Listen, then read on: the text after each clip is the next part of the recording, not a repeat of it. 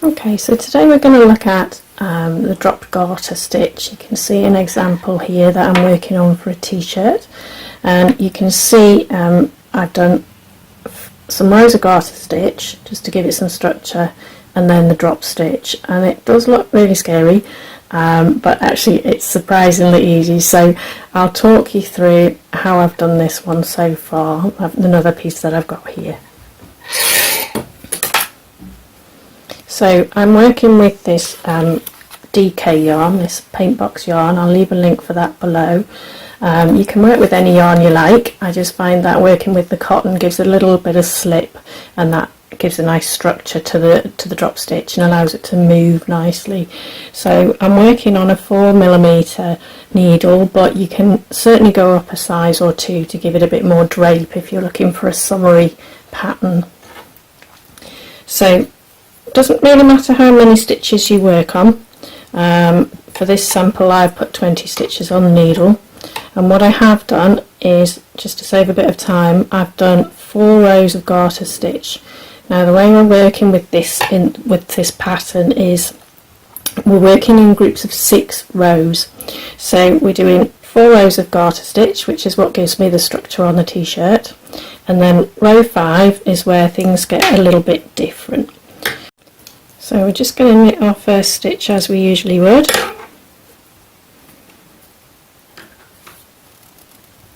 And then instead of moving on to our second stitch, we're going to do a yarn over.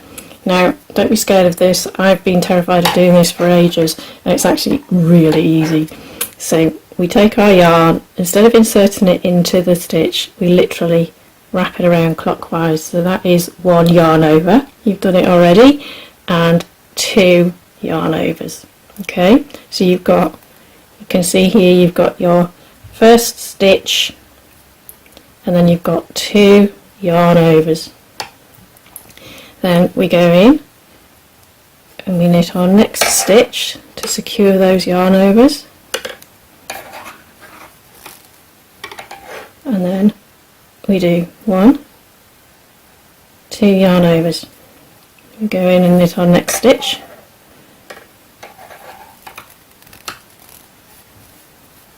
and then 1, 2 yarn overs, and we just carry on doing a knit, and then 1, 2 yarn overs until we get to the end of our row. So I'll carry on with this, and then I'll meet you again at the end of the row. Okay, so here I am, I've got my last 2 stitches, so I'm going to knit that second to last stitch and yarn over twice, as we have done with all of the other stitches, and then for the last stitch we'll simply just knit it. You don't need to do the yarn over. Now you can see here there's an awful lot of loops on here. We're not going to knit them all, otherwise we'll end up with 3 times as many stitches. So this is where the fun begins, and we're going to drop those extra yarn overs that we did. So turn your work, grab your needle, and off we go. So that last stitch on the other row we did a knit, so we're just going to knit that again, and that will secure our row. Now we come to our 2 yarn overs. So you can see here, that's where we'd wrapped it around, and all it's going to do is simply slip those off the needle. And then we go back in and we knit the next stitch that we had knitted, and then we take our yarn overs and we slide those off. So it can start to feel a bit messy here, but don't worry, you will catch up when you get to the end. So knit your knit stitch and then slide off your yarn overs.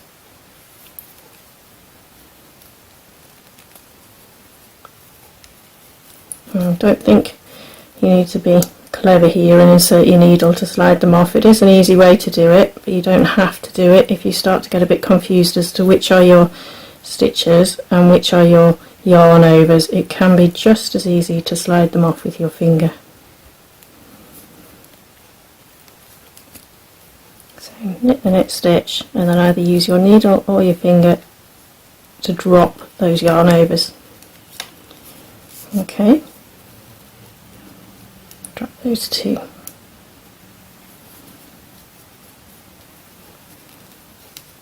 So knit and drop your yarn overs, and you can start to see that you're getting these loops that we saw in the original piece of knitting. Here we go. So these are the loops that you're creating now.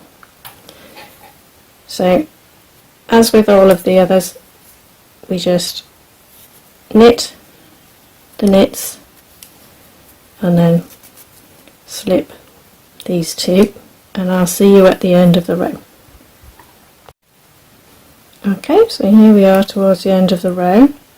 Got my last two stitches on the needle with the yarn overs in between, so I'm just going to knit that penultimate stitch, slide off those two yarn overs, and then as we did at the beginning, we're going to knit that last stitch just to secure it. And then you can see here you've got the row that you've just knitted and all of these stitches that you've just dropped. And then we start the pattern again, so we do our 4 rows of garter stitch. Row 5 is knit, yarn over 2 times, knit, yarn over 2 times until you get to the end and you knit your last stitch. And then row 6 is where you knit and you drop those yarn overs, and then you knit and you drop those yarn overs until you get to the end, and then you knit your last stitch, and then you start your block of 6 rows again with your 4 rows of garter stitch.